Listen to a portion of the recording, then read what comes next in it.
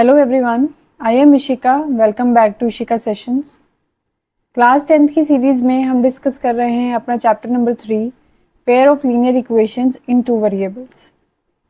हमने अपने previous session में सॉल्व किया एक्सरसाइज 3.1 जहां हमने अपने पेयर ऑफ लीनियर इक्वेशंस को सॉल्व किया with the help of graphical method. तो ग्राफिकल मेथड में हमने क्या सीखा कि हम सॉल्व कैसे करेंगे कि जो दो लीनियर इक्वेशंस हमें गिवन है, आप सबसे पहले क्या करोगे, अपने पॉइंट्स फाइंड आउट करोगे X and Y. After that क्या करेंगे, हम ग्राफ प्लॉट करेंगे। क्योंकि लीनियर इक्वेशन का ग्राफ क्या होता है, स्ट्रेट लाइंस, तो आपको पेयर ऑफ स्ट्रेट लाइंस मिल जाएंगी ग्राफ पर। अब वो पेयर ऑफ लाइंस जो मिलने वाली हैं, तीन पॉसिबिलिटीज आती हैं। पहली कि वो एक ही पॉइंट पर इंटरसेक्ट करे, या फिर इनफाइनाइट मैनी, मतलब कि एक के ऊपर एक स्टैक हो जाए, या फिर तीसरा केस पैरेलल लाइंस। ठीक है, तो जब इंटरसेक्टिंग एट अ पॉइंट है या फिर इनफाइनाइट मैनी पॉइंट्स पर वो इंटरसेक्ट कर रहा है, तब आपको मिलता है सोल्यूशन। तो आपका सिस्टम हो जाता था कंसिस्टेंट। जब पैरेलल लाइंस मिलती हैं, क्योंकि वो एक दूसरे को कट ही नहीं कर रही कहीं पर भी, तो हम बोलते हैं कि नो सोल्यूशन। ठीक है, तो ये सारी चीजें हम डिस्कस करके आ चुके हैं। अब हम आज सीखेंगे एक another method to solve the pair of linear equations in two variables, जो कि है सब्स्टिट्यूशन मेथड। Substitution method. अब सब्स्टिट्यूशन मेथड को मैं एक्सप्लेन करूंगी आपको एक एग्जाम्पल की हेल्प से। ठीक है, तो we shall explain the method of substitution by taking some example. तो ध्यान से समझते हैं। देखो example number 4, solve the following pair of equations by substitution method. हमने क्या करना है, ये pair of linear equations given है।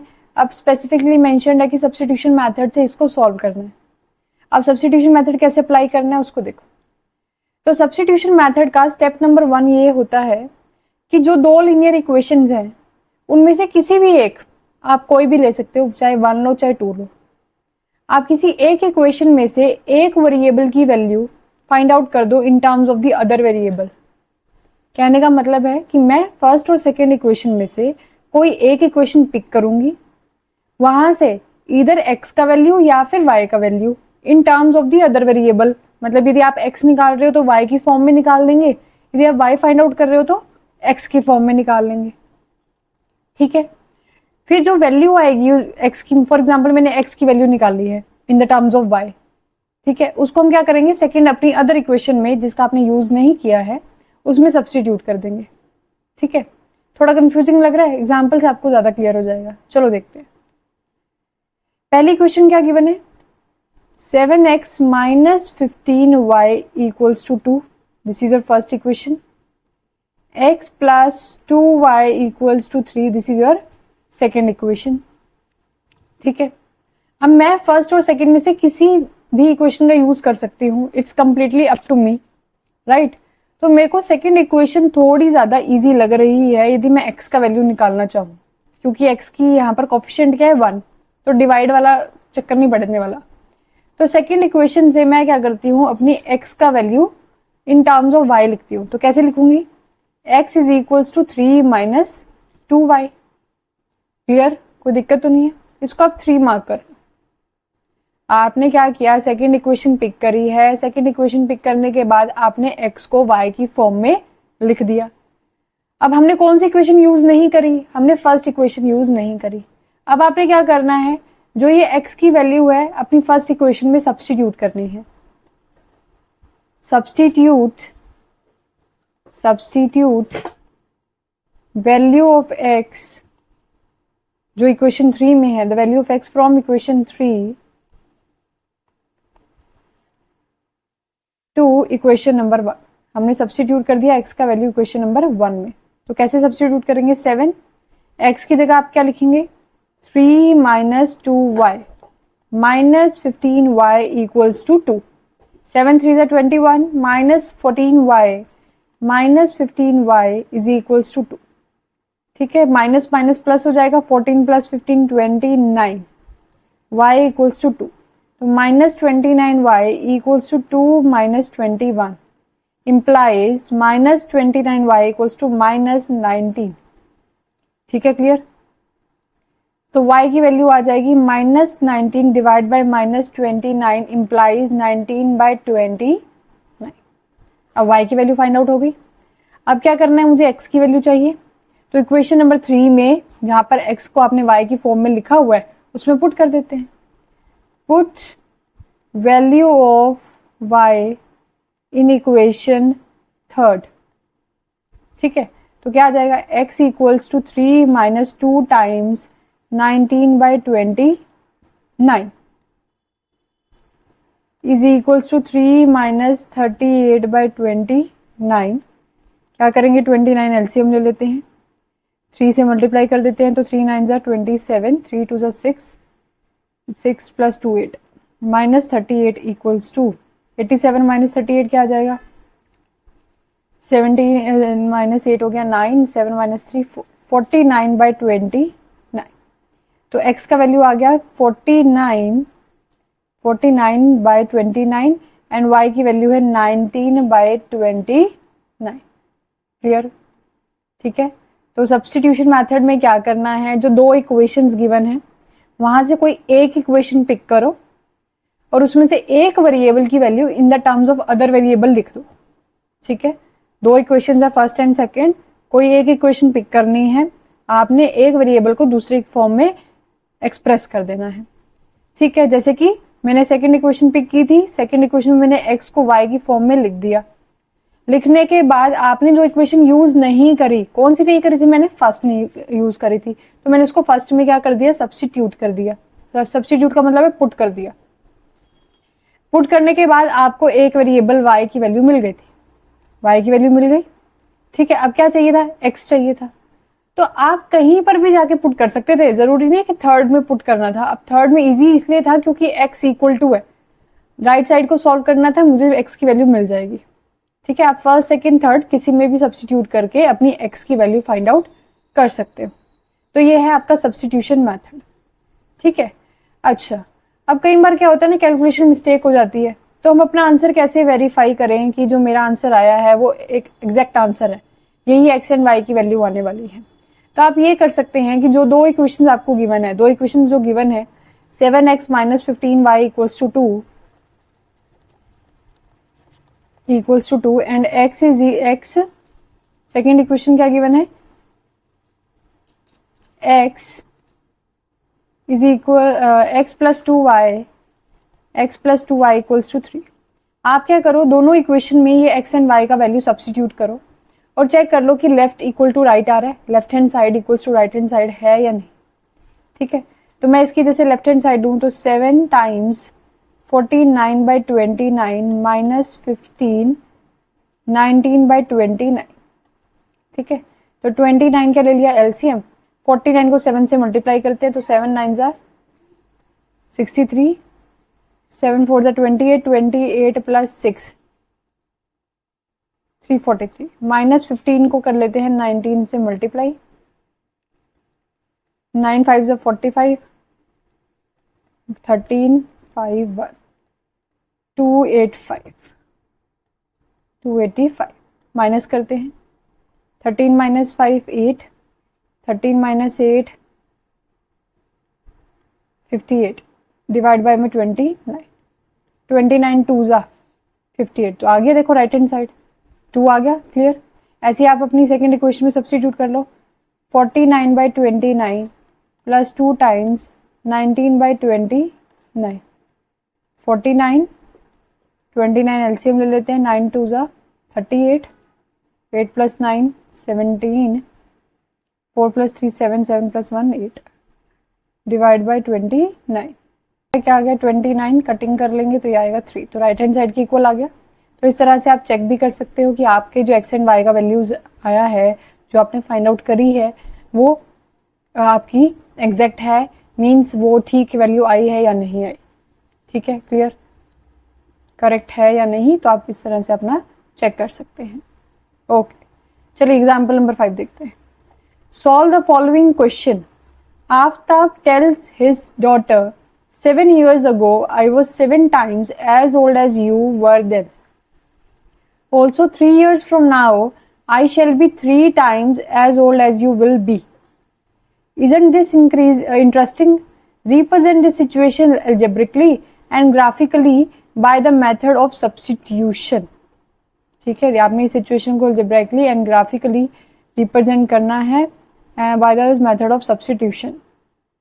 Represent this situation graphic and solve आएगा. Graphically bye the method of substitution तो नहीं होना चाहिए, वर्ड थोड़ा इनकरेक्ट है. आप रिप्रेजेंट करो इस सिचुएशन को अल्जेब्रिकली एंड सॉल्व करें या वैल्यू फाइंड आउट करें bye the method of substitution. Aftab अपनी डॉटर को कह रहा है कि 7 years ago, 7 साल पहले, मैं तुम्हारी एज का क्या था 7 times. Okay. Also 3 years from now, आज से 3 साल बाद, मैं तुम्हारी एज का क्या हो जाऊंगा 3 गुना हो जाऊंगा, 3 times हो जाऊंगा. ठीक है. तो ना तो मुझे आफ्ताब की एज पता है, ना मुझे उसके डॉटर की एज पता है. तो जो अननोन्स हैं हम उसको क्या कंसिडर करते हैं, एक्स एंड वाई. ठीक है. तो मैं लेट कर लेती हूं, let age of Aftab present age. ठीक है ना. ये जो एज मैं कंसिडर कर रही हूं, this is present age. Present age of Aftab is x years and present age of his daughter is y years. कोई दिक्कत? ठीक है. आफ्ताब की प्रेजेंट एज ले ली है x years और उसकी डॉटर की एज क्या है y years. अब सिचुएशन क्या है, 7 years ago, 7 साल पहले. अब मान लीजिए आपकी एज आज 14 years है, तो 7 years पहले कितनी थी, 14 minus 7, 7 थी ना. ठीक है. तो 7 years before, 7 years ago Aftab age कितनी हो जाएगी, आफ्ताब की एज होगी x minus 7 years. ठीक है बात. एंड हिज डॉटर्स एज कितनी हो जाएगी, उसकी डॉटर की एज कितनी होगी, daughters as y minus 7 years. ठीक है, क्लियर. अब सिचुएशन क्या है कि आफ्ताब कह रहा है कि मैं तुम्हारी एज का क्या था 7 गुना. मेरी एज जो है x minus 7, तुम्हारी एज y minus 7 का क्या थी 7 times. तो क्या आ जाएगा, x minus 7 equals to 7y minus 49. तो इक्वेशन बन जाएगी x minus 7y equals to 7 minus 49 implies x minus 7y equals to minus 42. तो इक्वेशन आ गई x minus 7y plus 42 equals to 0. ये आ गई आपके पास फर्स्ट इक्वेशन. ठीक है. अब आ जाओ सेकंड सिचुएशन पे. सेकंड सिचुएशन में है 3 years from now. After 3 years, 3 years from now. अब आज से 3 साल बाद, यदि आपकी एज 14 है तो 3 साल बाद क्या हो जाएगी 14 plus 3. तो आफ्ताब की एज कितनी हो जाएगी,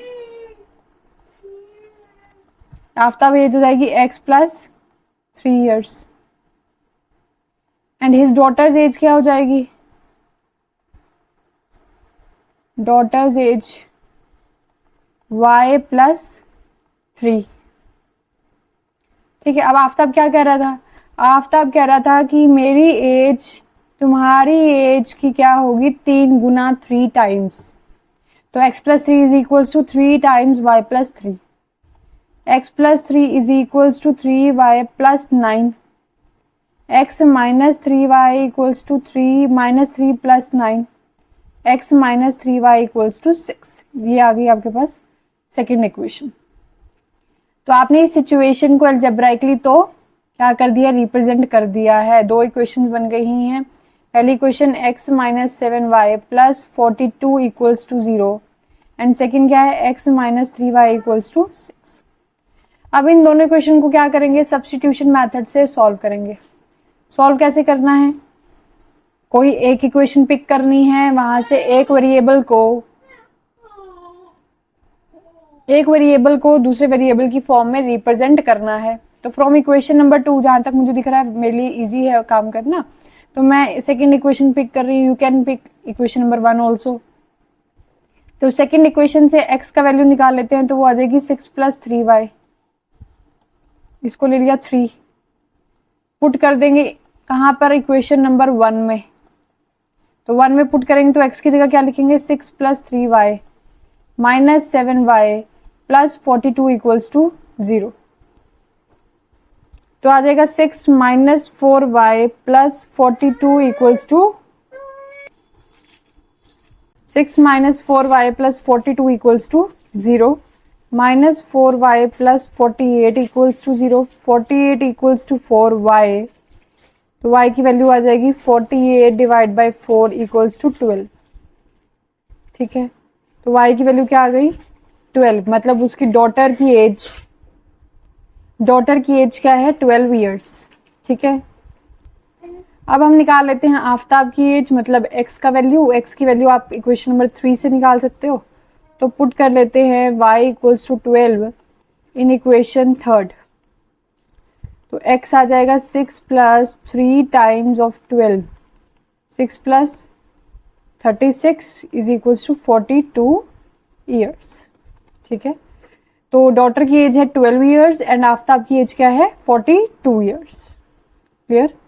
आप इस सिचुएशन को ध्यान से देखना है कि क्या गिवन है। जो अननोन्स हैं उनको x एंड y कंसीडर करना है, अपना रिप्रेजेंट करना है equations algebraically, then solve by the method of substitution. ठीक है, चलिए एग्जांपल 6 देखते हैं। In a shop the cost of 2 pencils and 3 erasers is ₹9। एक शॉप में पेंसिल्स, 2 पेंसिल 3 इरेजर का कॉस्ट है ₹9 and cost of 4 pencils and 6 erasers is ₹18. Find the cost of each pencil and each eraser. Each का मतलब 1। आपको एक pencil and एक eraser का कॉस्ट बताना है, तो 2 अननोन है, हमें नहीं पता पेंसिल का प्राइस क्या है, इरेजर का क्या कॉस्ट है, तो उसको क्या कंसीडर कर लेंगे x एंड y।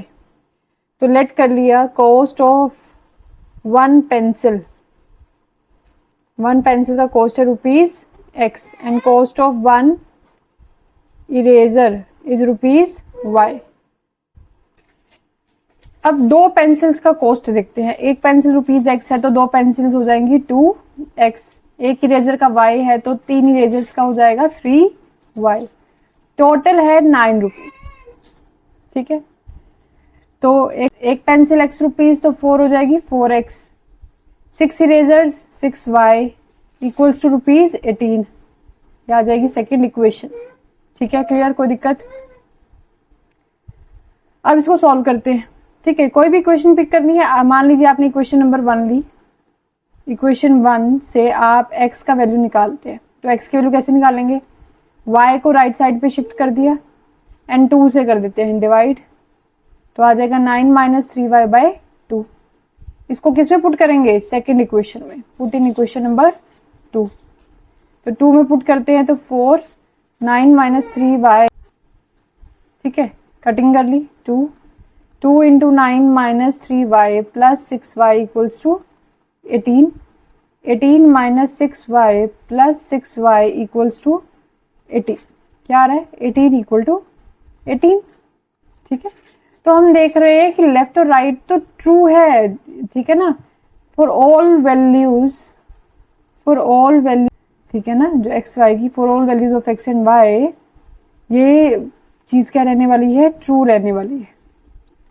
तो सॉल्यूशंस कितने हो गए, कितने सॉल्यूशंस हो गए, इनफाइनाइट मैनी सॉल्यूशंस। इसके पास कितने सॉल्यूशंस हैं, इनफाइनाइट मैनी सॉल्यूशंस है। वैसे भी देखो ना, ध्यान से देखो, इक्वेशन नंबर 2 से यदि मैं 2 को कॉमन ले लूं तो क्या आ जाएगा, 2x plus 3y equals to 9 आ जाएगा। मतलब कि ये 2 टाइम्स इक्वेशन नंबर 1 ही तो है। जो सेकंड इक्वेशन है E2, वो बेसिकली क्या है, scalar multiple of first equation, मतलब कि डिपेंडेंट। कैसी है, डिपेंडेंट। और डिपेंडेंट है तो क्या होता था, कोइंसिडेंट लाइंस बनती हैं। क्या बनती थी, कोइंसिडेंट लाइंस। इनफाइनाइट क्या होते हैं, many solutions, infinite many solutions. ठीक है, क्लियर। तो कोई आप पर्टिकुलर वैल्यू नहीं बता पाओगे एक्स एंड वाई की। डन। चलिए नेक्स्ट क्वेश्चन पर। Example number 7, 2 rails are represented by the equations, will the rails cross each other. अब 2 रेल्स हैं, वो रिप्रेजेंट कर रही हैं बाय दिस इक्वेशन। बेसिकली क्या है, कोई एक रेल चल रही है तो वो एक लाइन बनेगी, है ना, रेलवे ट्रैक पर चल रही है तो वो ट्रैकिंग लाइन आएगी। अब लाइन की इक्वेशन गिवन है x + 2y - 4 = 0। अब वो पूछ रहे हैं क्या वो रेल्स एक दूसरे को क्रॉस करने वाली हैं। अब क्रॉसिंग यदि बताने हैं मतलब कि इंटरसेक्शन बतानी है। क्या बतानी है? इंटरसेक्शन। ठीक है, अब करने का दो वे है इसको। ठीक है, एक तो रेशियोज को कंपेयर कर लो। मान लो कि मैं x के कोफिशिएंट का रेशियो निकाल लेती हूँ a1/a2, क्या आ रहा है 1/2। y के कोफिशिएंट्स b1/b2 का ratio 2/4 which is 1/2 and c1/c2 constant terms -4/-12 implies 1/3। तो क्या आ रहा है a1/a2 equals to b1/b2 not equals to c1/c2। Parallel lines आ रही हैं। कैसी आ रही हैं? Parallel lines don't cross, don't intersect, right. Intersect नहीं करती तो नेवर क्रॉसिंग। ये जो रेल्स हैं आपस में क्रॉस नहीं करेंगी। एक तरीका तो ये, दिस इज मेथड नंबर 1। ठीक है, अब चलते हैं सेकंड मेथड पे। सेकंड मेथड को देखो, इक्वेशन क्या है? x + 2y - 4 = 0। सेकंड है 2x + 4y - 12 = 0। ठीक है, आप क्या करो, सॉल्व करो। ठीक है, सॉल्व करते हैं। तो सॉल्व मैं सब्स्टिट्यूशन मेथड से कर लेती हूँ। तो इक्वेशन नंबर 1 से हम क्या करते हैं, x का वैल्यू लिख लेते हैं। तो x की वैल्यू आ जाएगी 4 - 2y। इसको पुट कहाँ कर देंगे? इक्वेशन नंबर 2 में, सेकेंड वाली इक्वेशन में। तो इक्वेशन 2 में पुट करते हैं तो 2 × 4 - 2y + 4y - 12 = 0। 4 2 = 8 -4y + 4y - 12 = 0। -12 = 0 -4 = 0। अब क्या -4 0 के इक्वल होता है क्या? No, not possible. ये चीज पॉसिबल ही नहीं है for any value of x and y। किसी भी x एंड y की वैल्यू के लिए ये चीज कभी भी ट्रू नहीं होगी। यदि ट्रू ही नहीं होगी तो कोई सोल्यूशन मिलेगा क्या? No, no solution. यदि सोल्यूशन नहीं मिल रहा मतलब कोई इंटरसेक्टिंग पॉइंट नहीं है तो क्या है? Never cross. डन, क्लियर हो गया। क्वेश्चन में हमने सीखा सब्स्टिट्यूशन मेथड। तो सब्स्टिट्यूशन मेथड में बेसिकली क्या करना है कि जो दो पेयर ऑफ लीनियर इक्वेशंस है उसमें से कोई एक पिक करनी है, वहां से एक वेरिएबल की value in the terms of other निकालनी है और बैक सब्स्टिट्यूशन करना है। ठीक है, क्लियर। तो इस तरह से आप x एंड y का वैल्यू निकाल सकते हो। आज के सेशन के लिए इतना ही। Very much.